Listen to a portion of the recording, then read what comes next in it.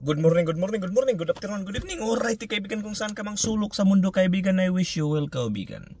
Welcome to the Parking University. Alright, before natin simulan, kaibigan, we need to be grateful. Alright, kaibigan, yung topic natin ngayon, kaibigan, is itong na-learn ko kagabi, kaibigan, sa isang mentorship ko, kaibigan. Okay? So, napaka-basic, napaka-gandang i-explain, kaibigan, kasi ito yung mga it could be a law of the universe or a basic formula sa buhay, kaibigan, na if hindi tayo aware, hindi natin malalaman or hindi tayo conscious nito, kaibigan, it could be hindi natin siya mapansin. May kasabihan, kaibigan, na anything na hindi natin siya i-admit, kaibigan, is anything na hindi natin i-admit, hindi natin pwedeng i-change. Okay? So hindi natin hindi natin mapwedeng mahirapan tayong i-change yung bagay or ugali natin or anything na andito sa atin if hindi natin siya i-admit. Okay? First, i-admit muna natin to na ito, ganito tayo, ganito, ganyan, then we could start to change. Wow! So topic natin ngayon, kaibigan, ito maganda to, kaibigan. Okay? So sa school daw, kaibigan. Okay? Sa school, tinuturuan tayo sa school exam, di ba? Exam. Paano tayo pumasa sa exam? So sa eskwelahan, kaibigan, tinitrain yung mind natin paano tayo i-gauge tayo or i-evaluate tayo sa teacher natin, paano yung smartness natin or gaano ka matalino yung bata through the exam, di ba? Pass or fail. Okay? So the more malaki yung score mo, kaibigan, or less yung chance mo na nagfi-fail ka, malaki yung grado mo. So okay, so sa school yun. So the more na bumagsak ka sa school, kaibigan, the more na ikaw yung pinakamababa or ikaw yung pinakamahina sa klase. So ganun yun. Okay? So inano tayo, train tayo sa subconscious mind natin na ganito yung buhay. Dapat palagi tayong pumasa. Pag bumagsak tayo, that means failure tayo. Okay? But in real life, kaibigan, daw, sa totoong buhay, kaibigan, baliktad. Okay? So sa totoong buhay, kaibigan, hindi ganun na palagi tayong pumasa. So sa totoong buhay, kaibigan, yung mga successful daw, okay, yung mga tao na nag-i-excel, kaibigan, sila yung mga tao na nakaranas ng maraming failure. Okay, makaramas ng maraming failure pero hindi nag-give up. So apparently, pag i-apply natin yung psychology natin, kaibigan, sa school, sa real life, kaibigan, tayo na bubo or palagi tayong nagfe-fail sa school, pag i-apply natin pag i-apply natin yung psychology sa totoong buhay, we might fail because yun nga, yung ano natin is pag failure tayo, palagi bumagsak tayo, mahina tayo, bagsak tayo. But sa real life, kaibigan, baliktad. Sino yung palaging nagfi-fail ng maraming beses pero hindi sila nag-give up, kaibigan? Sila yung most likely nagsasucceed. So it doesn't matter how many failure, kaibigan. How many failure? The more failure that you have in real life, kaibigan, the more experience that you have. Wow. So si Emerson, kaibigan, yung nag-imbento sa light bulb, ano pa yun, maraming inimbento si Emerson. Bago niya maano yung nagfi-fail siya ng 10,000 times, kaibigan. Wow, 10,000 times siya nagfi-fail before niya nakuha yung electric bulb.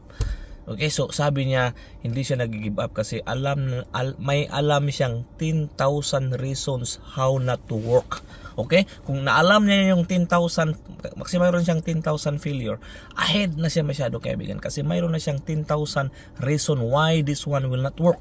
Baka maliit na lang, few feet away from the goal na lang, kaibigan, makukuha niya yung success. Wow! So, anong point dito, kaibigan, is so tayo sa school, kaibigan, is parang tinuturuan tayo, kaibigan. Ano yung instead of goal, tinuturuan tayo ano yung vehicle natin, kaibigan. Di ba? Pag graduate natin sa high school, sasabihin ano yung kurso mo. Okay? Ano yung kukunin mo? Teacher ka ba? Police? Anything? Okay? Pag graduate natin ng college, ano yung kukunin mo na course? Pag graduate natin, tatanungin tayo sa mga pamilya natin, anyone close natin, ano yung kukunin mo na trabaho? Trabaho, kaibigan, is not the goal. Di ba? Ito yung vehicle papuntang goal natin. Okay? So, baliktad daw dapat, kaibigan. Dapat. Kasi yun nga, subconsciously, tinitrain tayo. So, most likely, ngayon nga, nag-change tayo ng yung focus natin, kaibigan, is yung vehicle lang. Vehicle muna.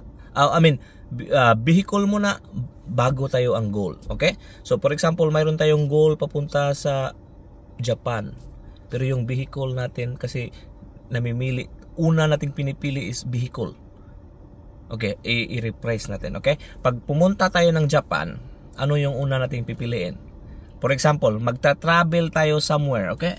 I want to travel somewhere. Ang una nating pipiliin, kaibigan, is yung destination. 'Di ba?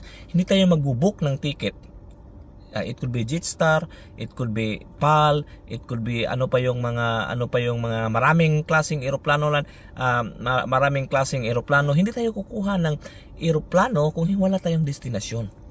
Una natin kukunin, kaibigan, is yung goal natin or destination. For example, kuha tayo ng Japan. I want to go to Japan.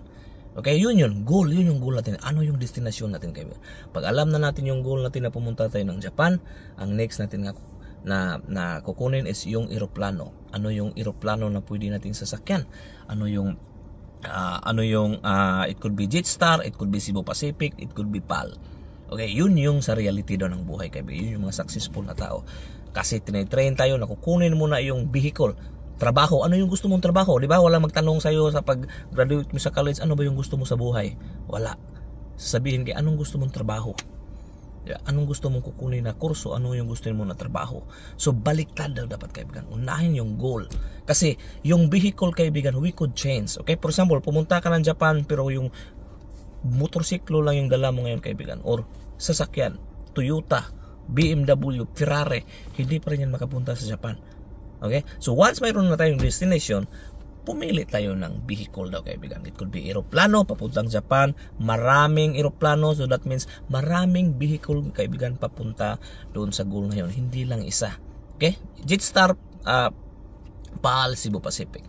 So sa buhay daw, kaibigan, ang una natin na i-clear sa mind natin is, ano ba yung goal natin? Okay?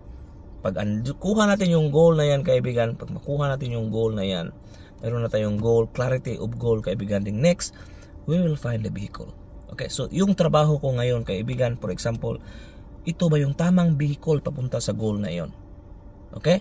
Pag hindi, kaibigan, napakasimple na yung rason. Ito yung natutunan ko sa mentorship, kaibigan.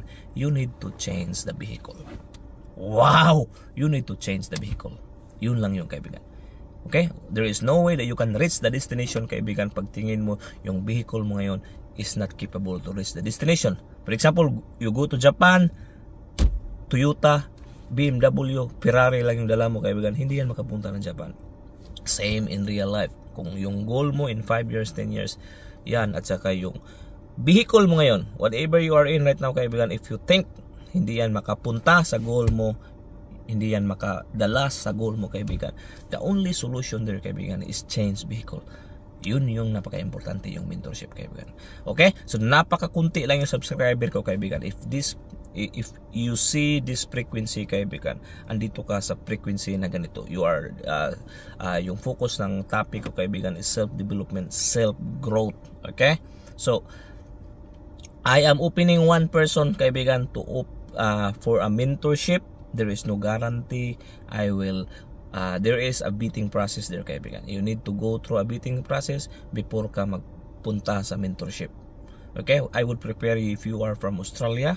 If you are around the world, anywhere in the world, kaibigan, you need to adjust the timing because my mentor is in Australia. At only one person, kaibigan, and there is no guarantee because before I open the door for you, kaibigan, I still need to go through your process. I'll make sure that you have the right mindset. You have the right mindset na i-invest na pwede kitang ipakilala sa mentor ko kasi mag-invest sila ng times tayo to meet and greet, and so I'm not going to waste that to anyone, kaibigan, na hindi pinaka top notch, kaibigan, na mayroon ka talagang burning desire. So by the reason nga nakuha mo tong channel ko, kaibigan, it could be we are in the same frequency as well. You are looking for more. You are looking for self-development, self-growth, kaibigan. Hindi ka nagkamali kasi dito sa Parking University, kaibigan, let's gonna share our goal, dreams, kung ano yung natutunan natin sa pagbabasa ng libro, kaibigan, sa pagbabasa ng go through mentorship, kaibigan. Alright, hopefully hindi ko nasayang yung oras mo. I wish you well. Close your eyes, open your arms, and not your legs. Peace with you. Liki!